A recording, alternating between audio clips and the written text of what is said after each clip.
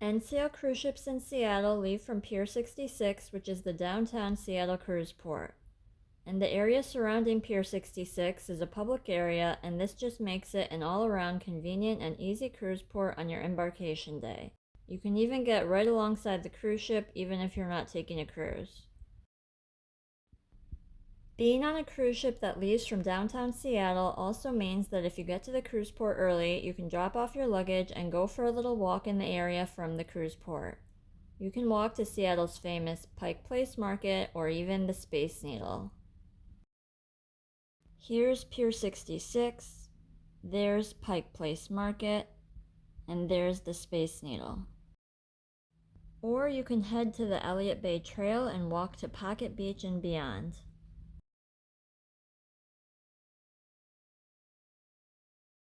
It's mostly Norwegian Cruise Line that docks at Pier 66. Most other cruise lines usually dock at the Smith Cove Pier 91 cruise port, which is further away. If you're not staying at a hotel like the Edgewater Hotel that's right near Pier 66, then one of the easiest ways to get to the cruise port is by taking an Uber. The absolute closest hotels to Pier 66 are the Edgewater Hotel and the Seattle Marriott Waterfront. You can also get a shuttle transfer to the cruise port from hotels near the airport. Hotels near the airport do tend to be cheaper than downtown Seattle, so you could stay the night before at a hotel near the airport and then the next day take a shuttle to the cruise port with a pickup at your airport hotel. Many hotels near the airport do offer a free shuttle between the airport and hotel. And it is a good idea to fly in at least a day early because of potential flight delays. It will make for a much less stressful day on the first day of your cruise. If you're driving to Seattle, I also did see a shuttle right outside the cruise port for a parking garage, and this is the same company that's on the Port of Seattle website, and it says the parking fee is $30 a day. If you feel you're close enough, you can walk to the cruise port, which is what I did when I was staying near Pike Place Market. Downtown Seattle is a little hilly, so you might end up pulling your suitcase up a hill. I walked to the cruise port by taking the Bell Street pedestrian bridge, got views of the cruise ship around the observation area, and then I took the elevator down to sea level where the check-in spot is located. So there's Pier 66, and on Google Maps you can look for Walking Bridge Seattle View, and you can also see it's called the Bell Street Pedestrian Bridge. So when you arrive at Pier 66, it's pretty easy and straightforward since you can just follow the signs. First, you'll look for the baggage drop-off signs, and you'll want to have your luggage tags on your luggage, and then you can just drop it off. Now that you've dropped off your luggage, you can follow the signs for the ship and the check-in to get on the cruise ship immediately. Or if you want to do a few things nearby, you can do so as well. You can drop off your luggage as early as 8 a.m. Look for the elevator to go up to the observation area so you can see your cruise ship. Or walk a few minutes down the street to the waterfront park at Pier 62. Coming from Pier 66, this is to the left as you're facing the water. You can get a picture with your cruise ship here.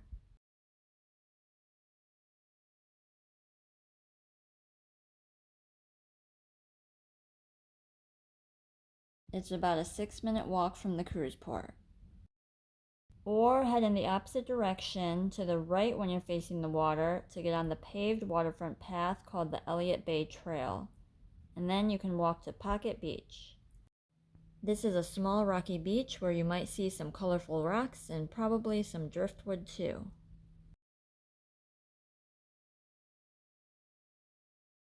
Walking from the cruise port will be about a 15-minute walk one way. Then you can keep walking on the Elliott Bay Trail to the Rose Garden.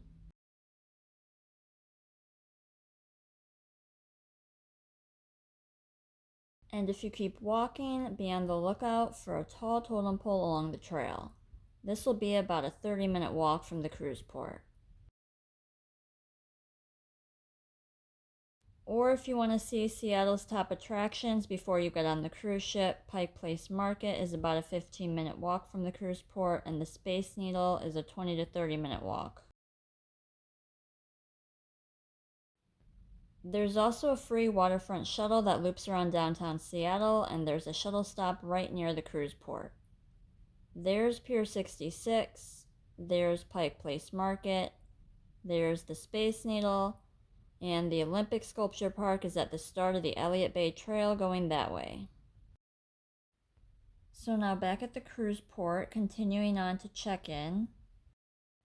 This is walking towards the check-in from the luggage drop-off area. There's the entrance to the cruise terminal where you'll go to check in. And I generally like to show up to the cruise port a little later instead of as soon as possible in hopes that it will mean that I won't need to stand in a long line.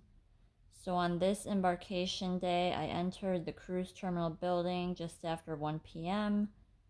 And once inside, again, it's pretty straightforward. You'll just continue to follow the signs. And it was pretty empty, although I should note that this was an end of season cruise, so that probably also helped. And just like that, I'm on the gangway to the cruise ship. And then I'm on the cruise ship. And so I was on the ship in about 11 minutes since entering the cruise terminal building, so it was quite fast. Depending on what time you get on the cruise ship, you might not be able to go to your cabin right away since it won't be ready, but you can have a walk around the cruise ship and take in the views of Seattle from the open deck.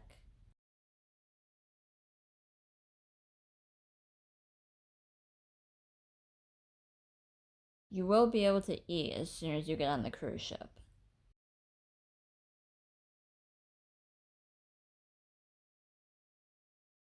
Once you do get to your cabin, you'll find your shore excursion tickets if you booked an excursion through NCL. Also, shortly after you get on the cruise ship, you'll want to go to your muster station and check in with the crew member. This is so you'll know the meeting spot you'll go to in the very unlikely event of an emergency. You'll know where your muster station is by looking at the key card you received at check-in. You can then ask any crew member you see which way to go to get to your letter. Once you arrive at your cabin, you'll also be able to watch a safety video on your TV, so be sure to watch that. And if you open up the closet, then you'll see life jackets as well, so it's a good idea just to know where those are. It is possible that your luggage may be delivered to your cabin in the afternoon, but it's also possible that you may not get it until the evening, so plan accordingly. And as always, be sure to be out on the open deck for sail away.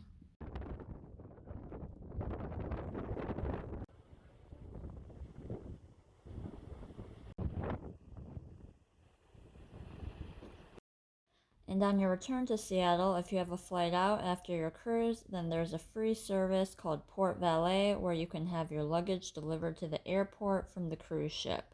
You can see the details on the Port of Seattle website. NCL basically has its own cruise port in Ketchikan as well, so be sure to check out the blog about the Ward Cove shuttle as well as things to do in Alaska cruise ports on your own.